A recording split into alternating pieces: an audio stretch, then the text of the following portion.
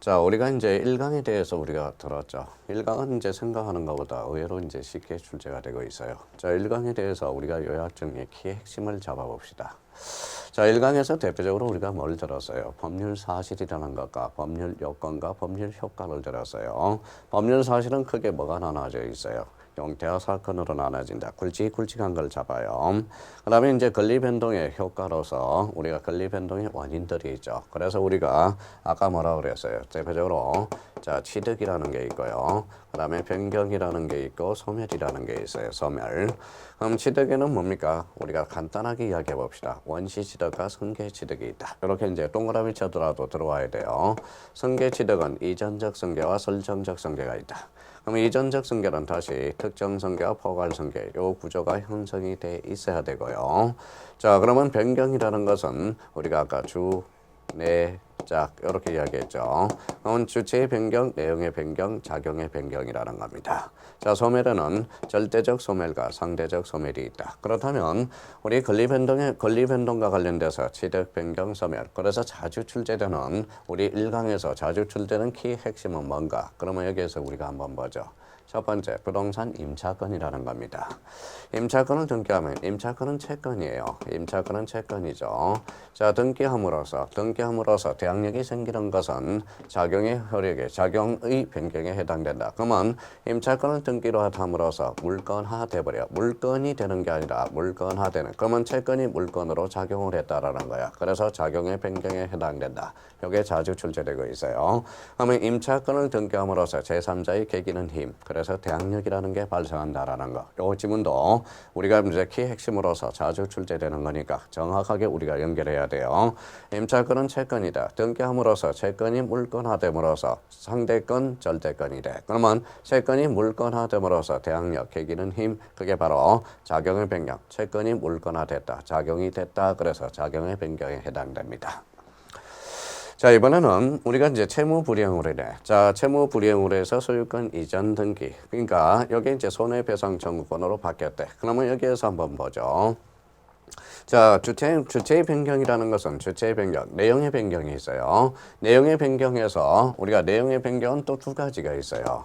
자, 양적 변경과 질적 변경이라는 게 있어요. 질적 변경.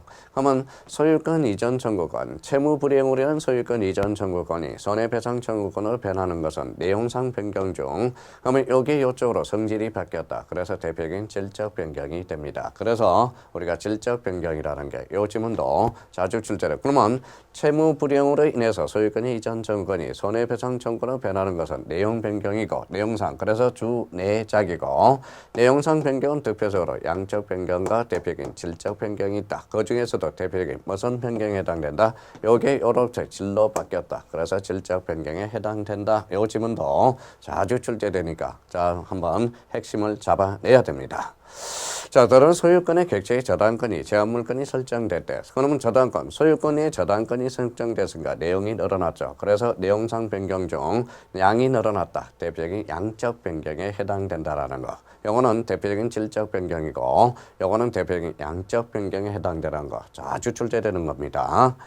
자, 여기 봐봐요. 자, 이제 경매라는 게 이거 조심해야 돼요. 자, 취득에는 무슨 취득이 있다? 바로 취득에는 원시 취득과 승계 취득이 있다. 그러면 취득에는 대표적으로 자, 원시 취득과 승계 취득이 있는데 승계 취득은 이전적 승계와 설정적 승계가 있죠.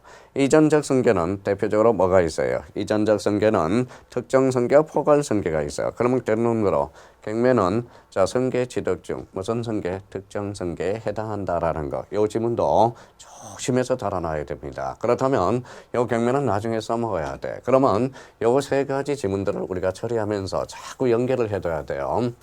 자, 이런 지문들은 자꾸 익숙해져야 된다고. 그러면 결론적으로 자, 임차권을 등기함으로써 대항력 이런 의미들.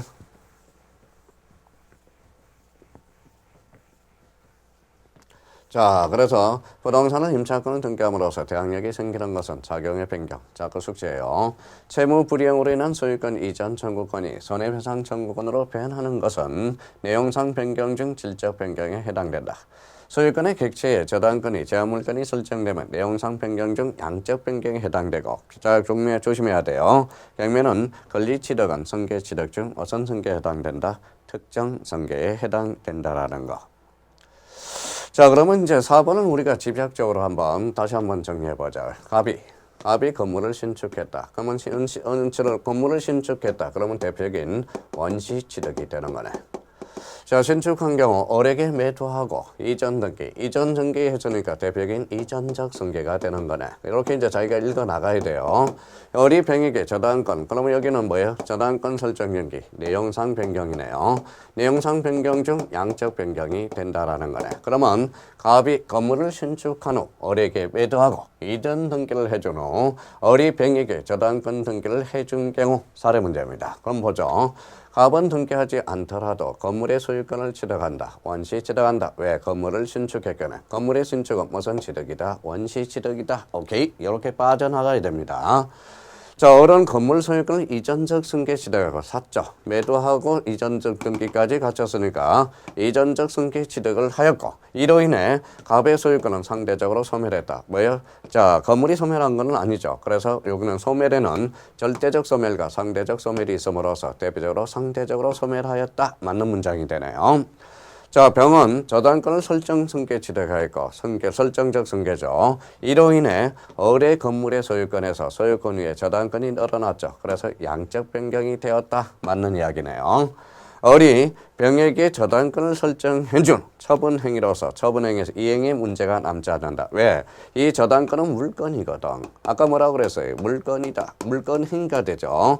물건행위라는 것은 대표적으로 처분행위를 나타내고 있어요. 그러면 처분행위로서 이행의 문제가 남지 않는다. 맞네요. 그래서 이런 의미를 우리가 이런 대표적으로 4번 1, 2, 3, 4로 해가지고 연습을 계속적으로 해주셔야 돼. 그래서 우리가 1강 강의에서 키 핵심은 바로 이런 4개 지문으로서 우리가 처리해주면 우리가 고득점을 할 수 있다는 거예요. 단순하게 외우지 말고 하나씩 풀어헤치는 방법을 우리가 강구해 두셔야 됩니다. 앞으로 이렇게 강의가 될 거예요. 앞으로 이렇게 우리가 키 핵심 몇 개 지문은 안 되지만 출제될 수 있는 지문이니까 아주 출제 비중이 높은 것만 모아놨으니까 그렇게 강의를 들으면 우리가 일치월장 민법에 대해서 상당히 일치월장할 거라고 생각이 듭니다.